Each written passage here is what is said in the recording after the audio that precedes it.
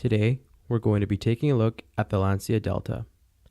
This is a four-door Italian hatchback that was in production from 1979 to 1994.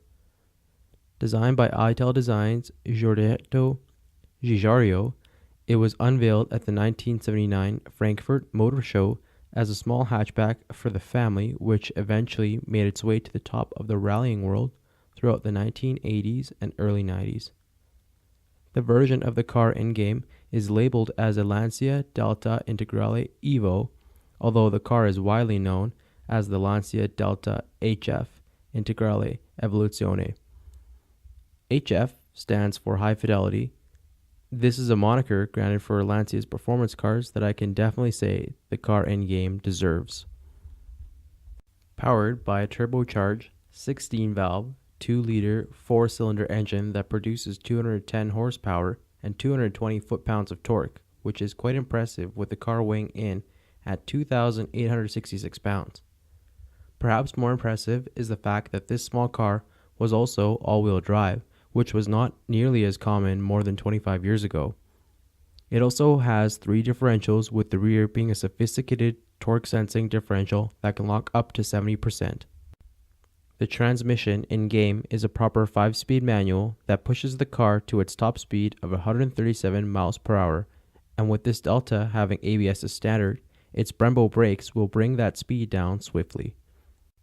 You can see the in-game values here, and as you can see, this does change depending on your home area that's picked at the start of the game. At this current point in time, the car sells for roughly $70,000 in real life. As a D1 car, it's clear that the car is not ranked too highly in-game. The power is good for a car this light, especially if you compare it to some of the other D-class cars in-game. Being an all-wheel drive car, the Delta has decent handling, but my ideal setup for the car is to have the upgraded DOT spec tires. This does boost the Delta to being a B3 car, and although there are better B-class cars, I do believe this rating really just shows you how much of an upgrade these tires are, because it just completely surpasses the C-Class. Depending on what car you pick to start the game, it would also make sense to upgrade the stock tires to Y-rated tires.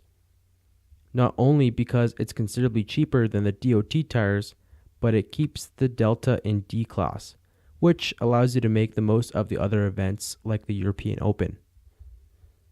Of course, any car benefits from upgraded tires, but it's something quite apparent with the Delta in-game, especially when the car begins to slide around a corner at reasonable speed, despite having an all-wheel drive system and being on a green suggested racing line. If you did want to go all the way, you can buy racing slicks, but there is arguably enough improvement the DOT spec tires give you for the amount of credits spent, and there are better upgrades that can be done to the car for overall improvement. In an arbitrary race, I set a stock lap time of 150-255 at a small track like the road at Lancia, and a 236-407 at a medium-sized Blue Mountain Raceway. In the same situation, I did a lap time of 148-432 at road at Lancia, and a 229-935 at Blue Mountain Raceway with the DOT spec tires. Time for the hot lap.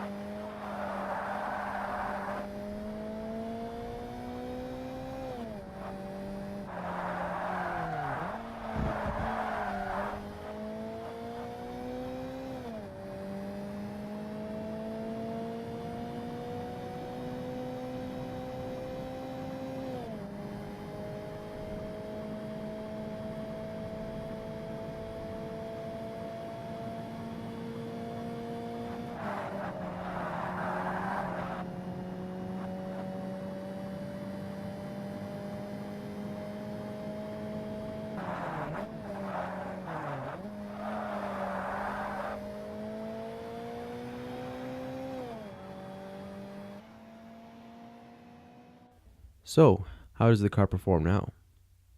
Well, the car feels planted and the car feels tossable. Most of the sliding around is gone, and you could notice that the car can go in corners faster. Obviously, lap times aren't everything, and you're not going to think that you're driving a supercar, but you could definitely appreciate having more control of the car in the corners. I do feel like the in-game rating system's improvement from 4.3 to 4.6 in braking and a 4.4 to 4.6 in cornering is pretty accurate. So, that should give you a realistic idea of what you're getting in your return for your credits. As mentioned earlier, the car's power is good, the shifts are quick, and overall, I feel like this is the best balance you can have for this rallying legend on the tarmac. In anticipation to answering future questions in the comments, I feel like if I was to make other improvements to the car, I may consider changing the turbo on the Delta, but only to a certain extent in order to avoid turbo lag or making other engine improvements to compensate for the boost. Either that or a transmission upgrade to improve the shift times a bit, but I do think that the stock turbo does a decent job and the stock transmission is just fine. My personal thoughts on the car are positive, but mostly limited because I haven't seen a Lancia in real life. As far as I understand, the car has some unique Alcantara in the interior, and I like the way it looks as a boxy 4-door hot hatchback with its 80s design, fenders, wheel arches, and large rims. I truly admire the pedigree the car has in the rallying world, and knowing that this was one of the last memorable cars that Lancia left us with does make me look forward to seeing one in real life. This concludes my first car review on the channel. I should say that I haven't driven the Delta too much before this review, and I was pleasantly surprised with the car's performance in-game, so I recommend you give it a shot. I hope you guys liked the review for the car, and I hope to keep delivering good reviews for you guys, so please let me know your thoughts on the video and how they can be improved going forward. Join me next time when I'll be taking a look at the Eagle Talon. Thank you for watching the review, and have a wonderful night.